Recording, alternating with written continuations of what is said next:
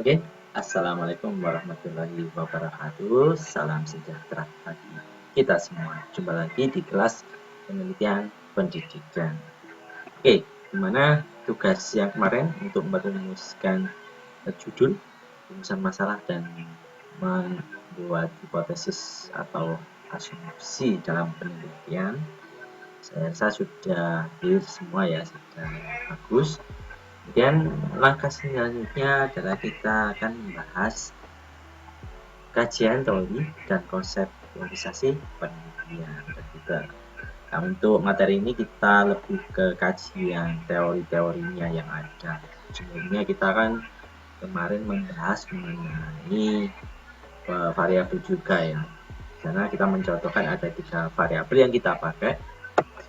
Yang pertama kalau nggak salah kemarin itu variabel media, model pembelajaran, mind mapping, sama motivasi dan juga prestasi belajar. Nah, kemarin kita mencontohkan ini kepada mind mapping, motivasi, sama prestasi belajar. Nah, apa sih capaian pembelajaran untuk pertemuan kali ini?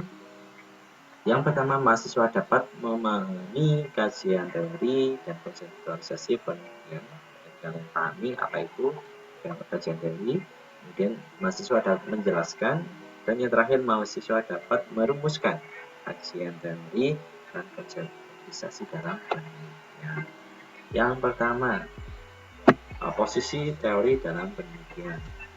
Kita definisikan dulu bahwa teori adalah seperangkat konsep, definisi, dan proposisi yang berhubungan satu sama lain yang menunjukkan fenomena secara sistematis dan berusaha untuk menjelaskan, memprediksi, dan menjawab fenomena. Jadi teori ini seperangkat konsep ya, definisi lah istilahnya. Teori itu definisi dari sebuah teori, bukan definisi dari sebuah variabel yang akan kita bahas nanti. Jadi misalkan kajian tentang mind mapping. Nah, kalian definisikan mind mapping menurut para ahli.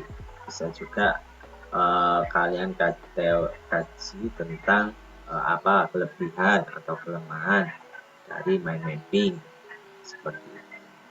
Kemudian posisi teori dalam penelitian adalah sebagai acuan dasar operasional penelitian. Jadi jelas yang saya omongkan tadi ya, bahwa posisinya itu sebagai operasi acuan dasar dalam penelitian. Jadi kita mendefinisikan ya apa itu variabel yang kita jelaskan nanti. Seperti itu. Peneliti menggunakan teori sebagai kerangka berpikir dalam menentukan variabel, menganalisis dan menarik kesimpulan penelitian. Jadi teori ini penting sebagai peneliti karena kajian teori ini akan mendeskripsikan, akan menjelaskan variabel yang akan kita gunakan. Seperti prestasi, apa itu prestasi? Nah, dijelaskan dalam kajian teori ini. Apa itu motivasi? Nah, dijelaskan dalam kajian. Kemudian bagi penelitian kualitatif, teori dijadikan bahan analisis data informasi yang diperoleh selama penelitian. Nah, kajian teori ini juga sebagai data analisis.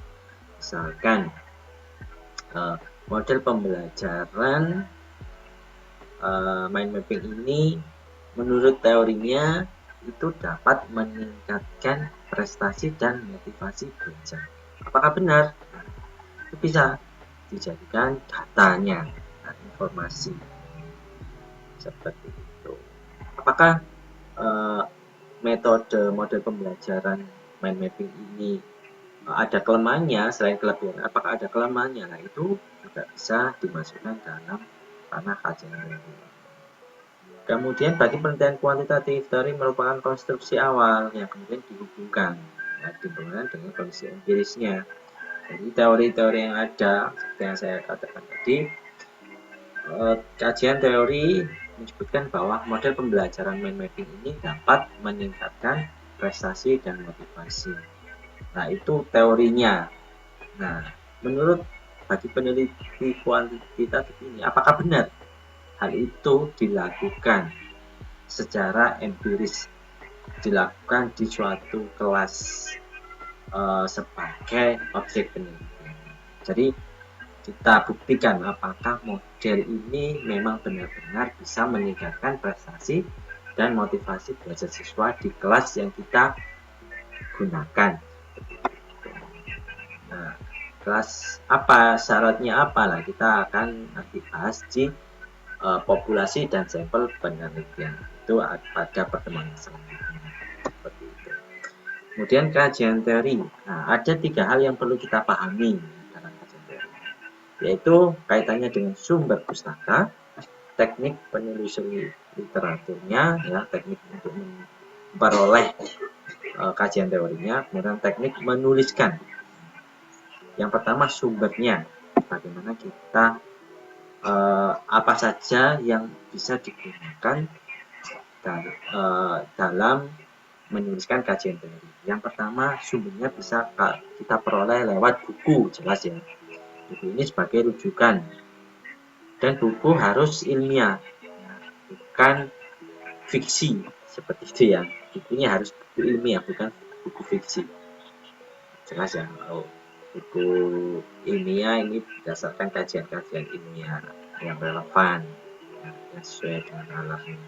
Kalau fiksian kayak cerita, novel lah, itu bukan, tidak bisa kita jadikan sebagai kajian teori. Kemudian yang kedua, sumber jurnal ilmiah, kumpulan-kumpulan penelitian seperti itu, kumpulan-kumpulan penelitian terdahulu, skripsi orang, ya, tesis, seperti itu bisa dijadikan sumber pustaka. Proceeding juga demikian, kumpulan makalah, jadi makalah-makalah yang sifatnya itu ilmiah bisa dijadikan kajian pustaka, kajian teori. Kemudian laporan penelitian, ini bersama dengan jurnal ilmiah, bisa dilihat kesimpulan dan proposisinya. Makalah sama, bisa juga. Bedanya kalau proceeding ini adalah kumpulan, ya, kumpulan makalah, dan itu diseminarkan. Kalau makalah ini biasanya tulisan yang dipublikasikan, tidak diseminarkan. Kemudian artikel ilmiah, artikel bisa kita telusuri banyak ya di internet. Kalau kemarin saya kan menyarankan kalian lihat di Google Scholar ya, banyak sekali Google Scholar contoh-contoh artikel. Misalkan di sini saya menuliskan, misalkan ya, punya saya lah. Nah ini Google Scholar. Nah ini contoh salah satu penelitian atau jurnal yang saya buat selama karir saya sebagai dosen. Nah di sini kalian bisa ini jadikan referensi untuk kajian teori kalian, bisa. Misalkan inilah penerapan media pembelajaran, klik saja di sini, nanti kalian akan masuk di sini. Nah, ini kebetulan saya publishnya di jurnal Akastia. Nah ini bisa kalian download.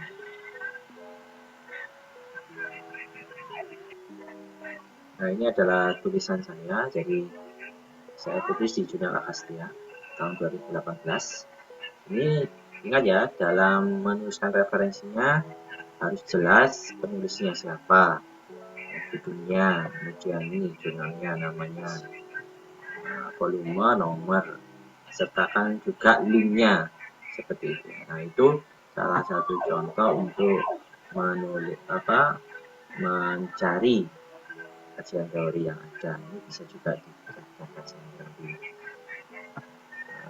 Lagi ya, kemudian dokumentasi.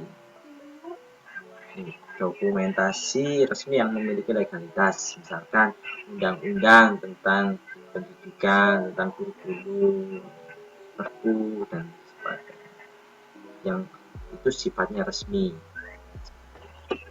Kemudian yang perlu kalian ketahui juga teknik menelusuri literasinya, sumbernya. Kalau yang seperti yang saya contohkan tadi ya, misalkan teknik penulisan manual. ya membaca buku, ya membaca artikel, bisa di perpustakaan kota, perpustakaan kampus, dan sebagainya. Teknik penulisan elektronik ya yang tadi browsing internet itu juga bisa. Tapi ingat ya, kalau kalian pakai browsing internet itu harus ada penulisnya, judul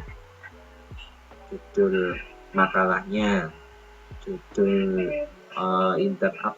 artikelnya, judul penelitiannya juga harus ada halamannya, sama tahun penulisnya atau tahun terbitnya. Kemudian yang ketiga adalah teknik penulisan kajian. Jadi dalam kajian teori itu tidak serta-merta langsung dimasukkan semua, tidak boleh. Kita harus sesuai dengan tekniknya, sesuai dengan tata caranya. Yang pertama, kita harus menuliskan berdasarkan literasinya, identitas secara umum. Kalau kemarin saya contohkan adalah, ini saya bacakan langsung ya. Literaturnya, secara umum literatur merujuk kepada sintaksisnya atau analisis penelitiannya, kemudian ke fokusnya, idenya, ide keasliannya. Misalkan kayak kemarin, ya kan, mencontohkan 3 variabel ya, mapping, motivasi, sama prestasi belajar. Di sini saya mencontohkan 3 pendekatan, kualitatif sama kuantitatif. Sekali lagi, kalau kualitatif ini, kalau kalian datanya itu sifatnya kebanyakan adalah data pernyataan, kalimat dari narasumber, maka bisa kalian pakai pendekatan kualitatif. Tapi kalau datanya itu sifatnya berupa numerik, angka, misalkan berdasarkan hasil angket, itu silakan menggunakan pendekatan kuantitatif. Nah, di sini misalkan kajian teorinya harus sesuai dengan literasinya, harus sesuai dengan orisinilnya kalian. Kita sesuaikan dengan ini variabelnya, mind mapping, motivasi, sama prestasi. Jadi saja di sini misalkan mind mapping. Jadi di sini kalian bisa menuliskan tentang definisi atau pengertian dari mind mapping. Dan mind mapping adalah apa? Berdasarkan para ahli secara terminologi maupun secara terminologi maupun bahasa. Kemudian bisa definisi, bisa ya, definisi para ahli.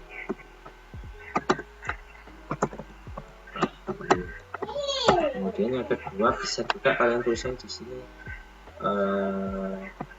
tata cara proses pelaksanaan ya, cara pelaksanaan model mind mapping ini.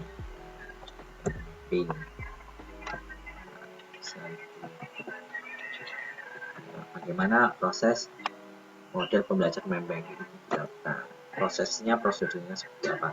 Bisa juga kalian cari kajian tentang kelebihan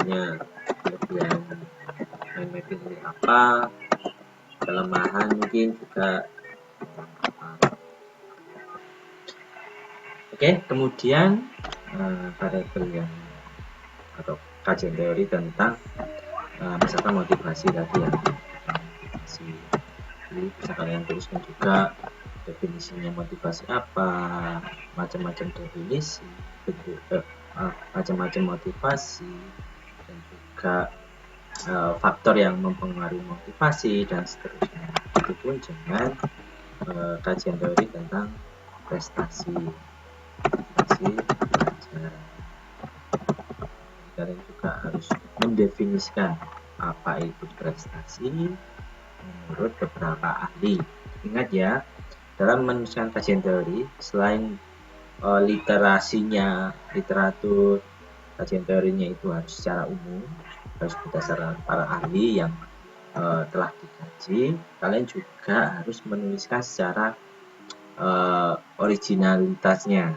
Misalkan definisi motivasi ya, motivasi berdasarkan beberapa para ahli ya. Definisi motivasi di sini kalian menyebutkan kalian tidak boleh terfokus pada satu definisi, kalian harus menuliskan definisi motivasi dari beberapa ahli. Kemudian setelah kalian kumpulkan ya, definisi motivasi berdasarkan para ahli, kemudian jangan lupa di situ kalian juga tuliskan definisi motivasi berdasarkan kalian, pengertian penulis. Definisi motivasi berdasarkan penulis itu sendiri, peneliti. Nah, kalian juga harus menuliskan ini. Jadi dari beberapa definisi yang dipaparkan oleh para ahli, kemudian kalian simpulkan, kalian analisis, kemudian yang di bawahnya baru kalian tulis definisi kalian menurut peneliti, menurut penulis itu sendiri. Ini yang menunjukkan originalitasnya. Kemudian jangan juga terlalu fokus pada textbooknya, itu dalam teori yang kalian kutip. Misalkan di sini kalian mengutip definisi di buku tersebut ada teori tentang mind mapping. Di situ sudah lengkap, katakan di sana buku tersebut memuat definisinya, ada cara pelaksanaannya, ada kelebihannya, ada kelemahannya, ada lengkap lah semua. Nah, kalian jangan terfokus pada satu buku, kalian harus cari referensi lain selain buku tersebut ya. Misalkan di buku ini lengkap nih, nah kalian bisa cari kelebihan atau kelemahan mind mapping ini di buku lain. Jadi nanti ada perbandingan, kalau menurut si A, para ahli si A, si B, kelebihannya ini, kelemahannya ini, nah, itu harus ada perbandingan, jangan terlalu fokus sama satu buku. Oke. Kemudian untuk selanjutnya adalah kerangka berpikir ya. Jadi setelah kita membuat kajian teori, baru langkah selanjutnya menuliskan kerangka berpikirnya. Kerangka berpikir adalah suatu diagram yang menjelaskan secara garis besar alur logika perjalanan sebuah penelitian.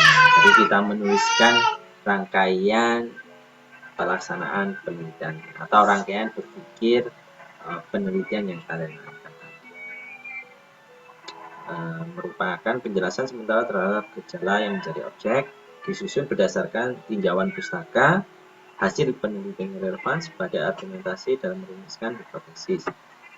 Nah, ini contohnya. Misalkan yang saya tunjukkan tadi kan penerapan media pembelajaran active learning, penerapan model pembelajaran active learning yang berupa mind mapping. Ini penerapan mind mapping. Kemudian kemarin tadi variabelnya prestasi sama motivasi ya. Mungkin kalau saya contohkan ini untuk pendekatan kualitatif ya.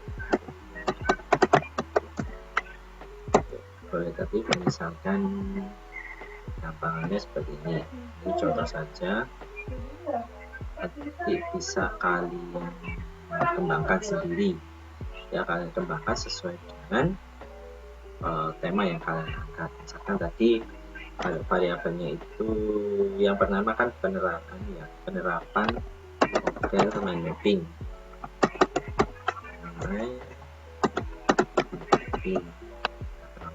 Ini dapat meningkatkan motivasi belajar, kemudian dan juga prestasi belajar siswa. Ini adalah kerangka berpikirnya. Kalian bisa pakai vertikal atau horizontal seperti ini. Bisa vertikal atau horizontal. Jangan lupa nanti di bawahnya ditulis keterangan gambar kerangka berpikir penelitian. Sumbernya jangan lupa ditulis sumbernya, dokumentasi ini untuk kualitatif. Untuk kuantitatif kan kita harus membedakan ya mana variabel bebasnya, mana variabel terikatnya. Kita ketahui tadi bahwa variabel bebasnya adalah mind mapping, variabel terikatnya adalah motivasi belajar sama prestasi. Nah, kalau saya gambarkan itu seperti ini. Kita pakai hierarki.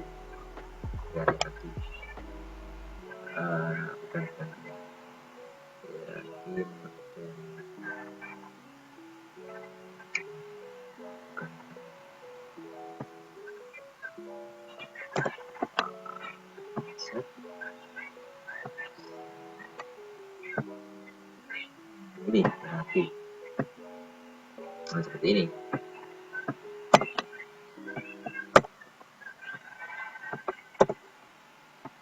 Kan mind mapping ya, mind mapping itu adalah x variabel bebasnya, untuk motivasi itu adalah variabel terikatnya 1, untuk prestasi